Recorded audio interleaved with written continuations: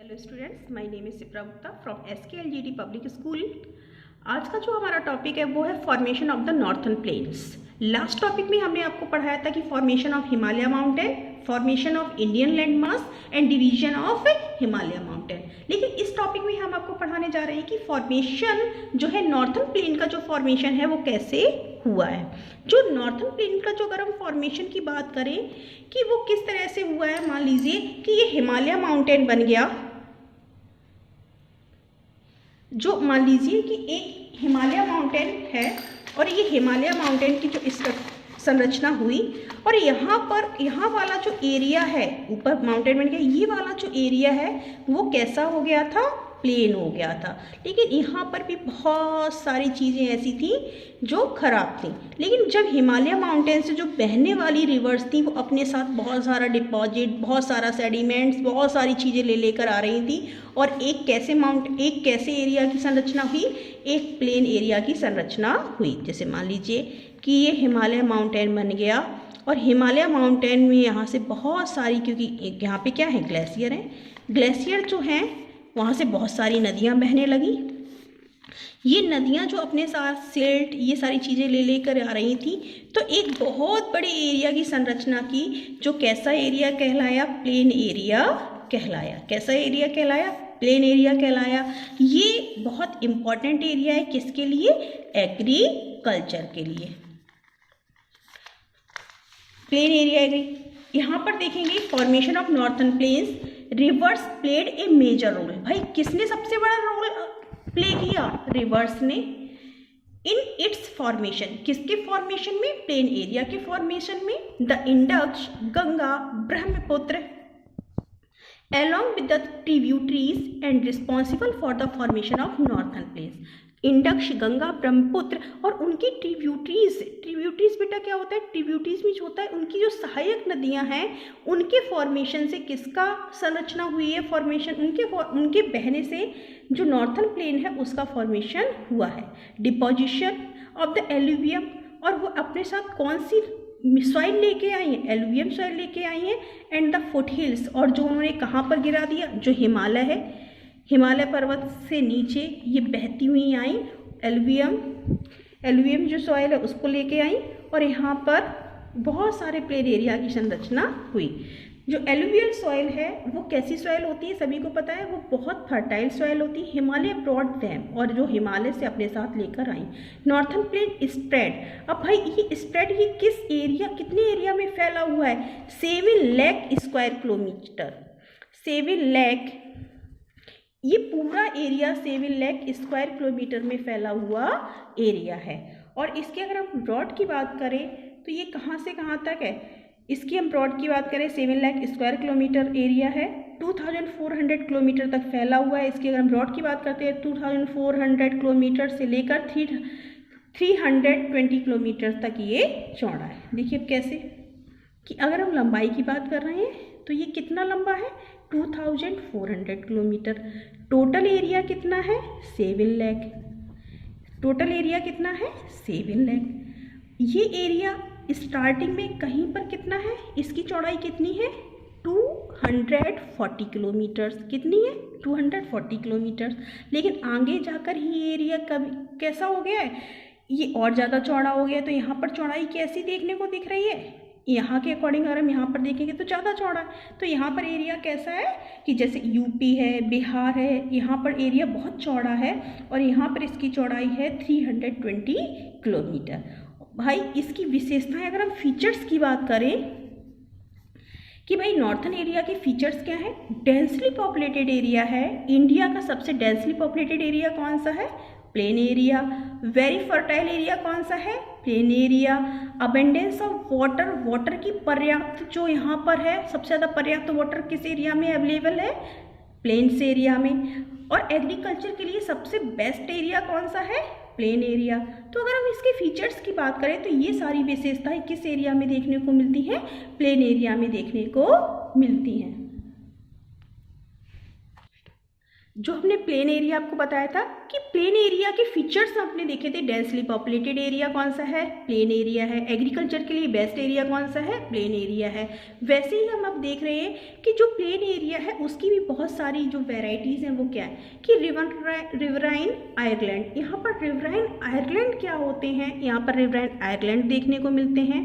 Doabs area है और ये क्या है, यहाँ पर बहुत सारी हमें डिस्ट्रीब्यूटरीज भी देखने को मिलती हैं। कहाँ पर, प्लेन एरिया में। अभी तीनों चीज़ों को हम आपको समझाते हैं कि ये रिवराइन आयरलैंड क्या होते हैं। देखो बेटा, आपको पता है कि नदियाँ जो हैं वो कहाँ से बहती हुई आ रही हैं, किसी भी माउंटेन से जब वो बहती हुई आती हैं तो वो अपने साथ बहुत सारी सिल्ट, किले, पेबल्स, बहुत पता नहीं क्या क्या चीज़ें लेकर आती हैं। जो ये रिवर्स होती हैं अपने साथ, जब ये सिल्ट लेकर आती हैं तो बहुत बहती हुई, जब इनके साथ बड़े बड़े पेबल्स वगैरह जो आ जाते हैं वो एक एरिया में वो डिपॉजिट होते चले जाते हैं। बड़े एरिया में जब वो डिपॉजिट होते चले जाते हैं और जो नदियाँ होती हैं इतने बड़े पेबल्स होने की वजह से, बड़े बड़े डिपोजिशन होने की वजह से वो नदियाँ साइड से जब बहने लगती हैं, दोनों साइड से बहने लगती हैं तो ये रिवर का क्या बन जाता है, आयरलैंड बन जाता है। एक रिवर का क्या बन जाता है, आयरलैंड बन जाता है, जिसको रिवराइन आयरलैंड के नाम से जाना जाता है।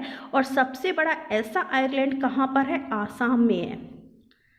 और आसाम में किस नदी से बना हुआ है, ब्रह्मपुत्र नदी से बनने वाला सबसे बड़ा आयरलैंड है, जिसको माजुली आयरलैंड के नाम से जानते हैं। और ये केवल इंडिया का लार्जेस्ट आयरलैंड नहीं है, रिवराइन आयरलैंड नहीं, बल्कि वर्ल्ड का सबसे लार्जेस्ट आयरलैंड है। दूसरी अब हमारी चीज़ आती है कि दोआब्स क्या होते हैं। भाई एक नदी बह रही है, मान लीजिए गंगा है, दूसरी नदी उसी के साइड से दूसरी नदी कौन सी जा रही है, यमुना। ये गंगा और यमुना के जो बीच का एरिया है यही हमारा दोआब्स कहलाता है। क्या कहलाता है, दोआब्स। अब ऐसा नहीं है कि एक नदी यहाँ जा रही है, एक नदी यहाँ जा रही है तो ये बहुत पास पास होगी, नहीं, ये कई किलोमीटर्स का भी एरिया हो सकता है, कई किलोमीटर्स का एरिया हो सकता है और यही क्या कहलाता है, दोआब्स कहलाता है। तीसरी चीज़ डिस्ट्रीब्यूटरीज क्या होती हैं। भाई डिस्ट्रीब्यूटरीज होती हैं जब एक नदी अपने वाटर को कई पार्ट में डिवाइड कर देती है, यही कहलाता है डिस्ट्रीब्यूटरीज। क्या कहलाता है, डिस्ट्रीब्यूटरीज। और डिस्ट्रीब्यूटरीज से ही क्या बनता है, डेल्टा। क्या बनता है बेटा, डेल्टा बनता है। और हमारे इंडिया का या पूरे वर्ल्ड का सबसे बड़ा डेल्टा कौन सा है, सुंदरबन डेल्टा है, जो कहाँ पर है, जो हमारा बे ऑफ बंगाल में है। तो तीनों चीज़ें आपको क्लियर हुई, रिवराइन आयरलैंड क्या है, दोआब्स क्या है और डिस्ट्रीब्यूटरीज क्या है। अब हमारा नेक्स्ट हम देखते हैं कि जो हमारा प्लेन एरिया है वो कितने पार्ट में डिवाइड है। प्लेन एरिया की हम बात करते हैं, प्लेन एरिया 3 पार्ट में डिवाइड है।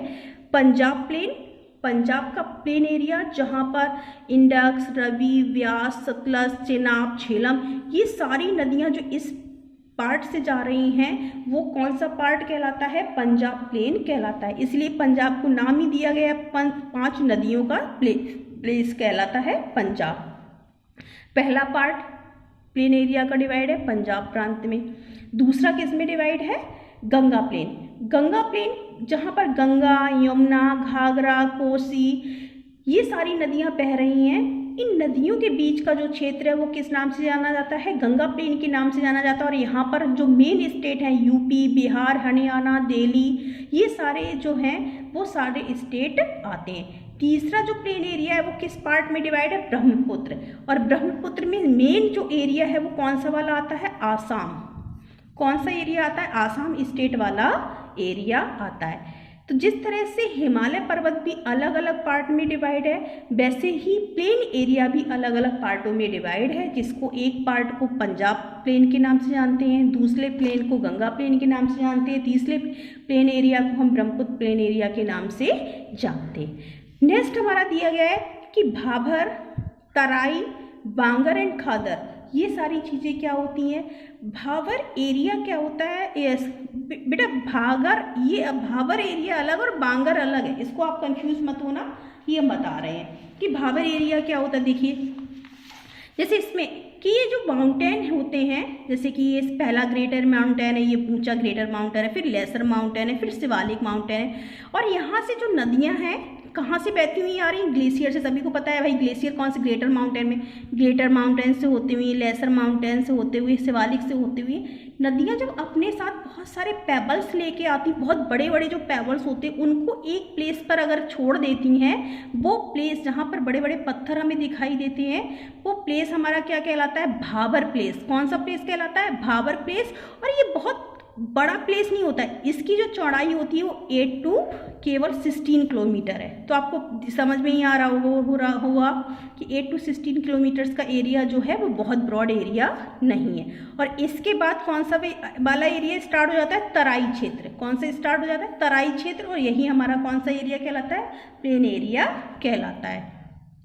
अब भाई तराई क्षेत्र क्या होता है कि इसके बाद जो थोड़ा सा एरिया होता है जहाँ पर उससे छोटे छोटे पेबल्स रहते हैं, वो वाला एरिया कहलाता है तराई क्षेत्र। और यहाँ पर सबसे ज़्यादा तराई क्षेत्र एरिया में थिकी फॉरेस्ट होते हैं। सबसे ज़्यादा क्या देखने को हमें मिलते हैं? थिकी फॉरेस्ट हमें देखने को मिलते हैं। तराई के बाद फिर हमारा प्लेन एरिया स्टार्ट हो जाता है। बांगर एंड खादर क्या होता है? जो बांगर होता है वो ओल्ड एल्यूविलियम सॉइल होता है, और जो खादर होता है न्यू एल्यूविलियल सॉइल होता है। इसको मैंने आपको एग्रीकल्चर वाले चैप्टर में भी पढ़ाया था कि जो हमारी सॉइल होती है वो कितने पार्ट में डिवाइड है? न्यू एल्यूविलियल सॉइल और कौन सी सॉइल है? ओल्ड एल्यूविलियल। बांगर ओल्ड एल्यूविलियल सॉइल और खादर न्यू एल्यूविलियम सॉइल। इसको किस नाम से भी जानते हैं? सेडिमेंट्स के नाम से भी जानते हैं। तो हमारा प्लेन एरिया आपको समझ में आया होगा। जो प्लेन एरिया है वो कैसे बना है? वो जो हिमालय माउंटेन है उसके फॉर्मेशन के बाद जो नदियाँ थी, नदियाँ अपने साथ जो सिंड, स्टे, क्ले लेके जा रही थी, वो किस एरिया, कैसा एरिया बना था? प्लेन एरिया बना है। प्लेन एरिया भी कितने पार्ट में डिवाइड है? रिवराइन आइलैंड देखने को मिलते हैं, दोआब्स देखने को मिलते हैं, डिस्ट्रीब्यूटीज देखने को हमें मिलती हैं। और जो प्लेन एरिया है वो 3 पार्टों में डिवाइड है, Punjab plain area, Ganga plain area और Brahmaputra plain area. Plain area में ही हमें भावर, तराई, बांगर और खादर ऐसी चीज़ें भी देखने को मिलती हैं। तो आज हमारा ये जो हमारा है फॉर्मेशन ऑफ प्लेन एरिया, ये वाला टॉपिक फिनिश होता है। नेक्स्ट हमारा नेक्स्ट वीडियो में।